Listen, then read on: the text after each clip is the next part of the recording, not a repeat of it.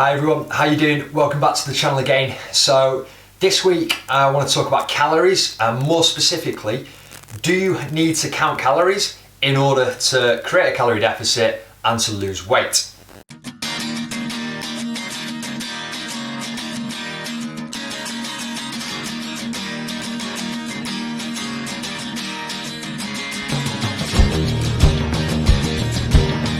So you're probably sick of me going on in either these videos or on my social feeds about calories and how you have to be in a calorie deficit to lose weight. Now, I often get concerned that I'm just shouting at people saying, like, create a calorie deficit, make sure you're eating in a calorie deficit all the time, without really going into how you actually do that and what you need to do to make sure that you're in a calorie deficit and how you know you're in a calorie deficit. So today we're going to look at that. We're going to look at what a calorie deficit is, and then do you need to count calories or not? And if you don't want to, how you can go about doing that. Because, let's face it, nowadays, we all have really busy lives. We've got, demands on our times at work. We might have deadlines to hit, probably a long commute to get into the office or not. Then we might have kids, we're coming home and they did put demands on your time, they need things. So then if your diet is requiring you to weigh out certain amounts of food and put it all into MyFitnessPal, it can be a bit of a deal breaker for some people. So we want to say that you don't have to count calories as long as you understand that you're trying to create a calorie deficit, and then we're going to look at some rules that you put in place to potentially help create that deficit without tracking all the calories.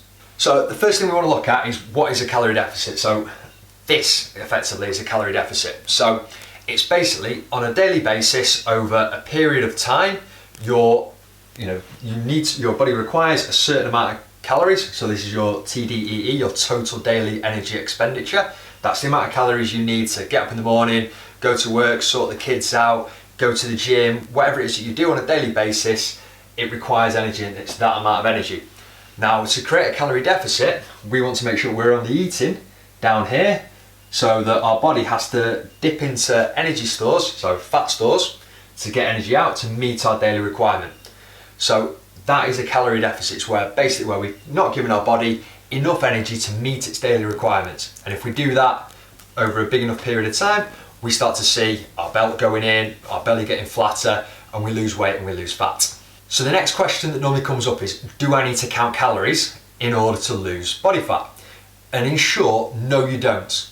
As long as you have this in mind, that the idea of one of the goals of your diet is to create this calorie deficit, then you don't need to count calories. So particularly if you're starting off, you maybe don't need to count calories straight away. What you can aim to do is to start basing your diet around more whole, nutrient-dense foods, so things like a good source of protein, plenty of vegetables, and some starchy, fibrous carbohydrates, and reducing the amounts of junk food, so high calorie, high fat, high sugary foods. If we're taking those down in our diets and we're giving ourselves or eating more whole, nutrient-dense sources of foods, then we're probably going to effectively clean up our diet and create more of a, reduce our calorie intake anyway. And if we reduce our calorie intake and we're getting into the gym more frequently, trying to get our steps up on a daily basis to increase our calorie expenditure, then we can create a calorie deficit without us actually counting calories. Now, what I would suggest that you do is keep a food diary of some sort. So that could just be a note on your phone, writing down everything you eat every day. Because if you're jumping on the scales or you're putting your tape measure around your waist and it's not going down, you're stabbing at the dark as to wonder why, if you're not tracking something. So you maybe don't need to count all your calories, but I would still keep a food diary of some sorts. So how do we effectively clean up our diet? Well, if you imagine this is your plate, so each meal, certainly lunch and dinners, we want to make sure the first thing on there is a good source of protein. So, and it should be roughly about a quarter of your plate should be protein. So that's lean meats, fishes, eggs, beans, pulses, vegetables, stuff like that, and potentially a little bit of dairy, so some like cheeses or a bit of yogurt afterwards as well.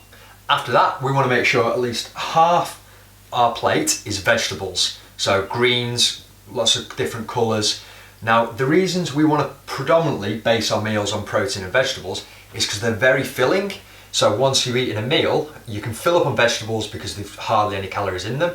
Protein is the most satiating food you can eat. So after you eat a diet that's slightly higher in protein, your body's going to feel more full for longer after a meal. So if you're doing that, you feel satisfied after you've eaten, you're not going to take in as many calories from that meal, and you're potentially not going to want to snack later on. So it helps to reduce your overall calorie intake without you feeling like you're relying on willpower to stay away from the treat table, or you're not feeling like you want to chew your arm off with hunger partway through the afternoon. So that's why we want to make sure we've got a portion of protein on there and then some veggies. We also want to make sure we've got a small portion of fats in there. So that could be, if we have oily fish, you've got some healthy fats in there. Eggs, similar. It could be a small amount of avocado, so say like half an avocado, or a small handful of nuts. Now, fats are obviously very calorific, so we need to make sure it's only a small portion of these. However, they are an essential nutrient, so we do want to make sure some are on our plate. And then the final thing, the last wedge, we want to fill in with some carbohydrates. So these can be things like potato, rice, couscous, quinoa. So these are the more filling and more satiating carbohydrates. But a good rule to go by, if you don't want to count calories but you do want to reduce your calorie intake to create that calorie deficit, is make sure there's double as many veggies on your plate as there are carbohydrates. So you've got all these veggies and just a smaller amounts of carbohydrates, and potentially just have larger amounts of carbs after you've trained, because it will help your body to recover after you've trained. Okay, so just quickly to summarize. First of all, you don't need to count calories in order to lose body fat. Yes, it can give you a better idea, it can be a little bit more precise. However, if you've got a busy life, you may be eating out a lot, you have meetings at work where you'll get fed sandwiches or whatever it is, you're not in control of what you can be eating, then maybe counting calories isn't for you. But just trying to clean up your diet in order to base it on more whole foods, cut down the amount of junk in there so that you can create a calorie deficit without having to count calories. So you don't need to count them, but you do need to be aware that what you're trying to do with your diet, one of the goals, is to create that calorie deficit if you're after losing fat. Secondly, the way to do that is to make sure all your meals have got a decent helping of protein there. You've got at least half your plate covered in vegetables. You're eating double the amount of veggies as you are starchy carbohydrates with each meal, and you have a small amount of fats there. And then finally, that should be enough to just clean up your diet, particularly if you're exercising 4 or 5 times a week and you're also aiming to get your steps up every day. If you're doing that and you're losing body fat, that's great. Keep going. If the weight's going down the scales, you feel like your belt's going in, perfect, keep doing what you're doing. If it slows, that's when you can either go back to your food diary and look at ways that you can tighten up what you're eating, or potentially you can start then to look at counting calories to kick on your results. Okay, that's just done for today. I hope that helps. Feel free to leave me any comments below, and obviously I'd love to see you subscribing to the channel as well.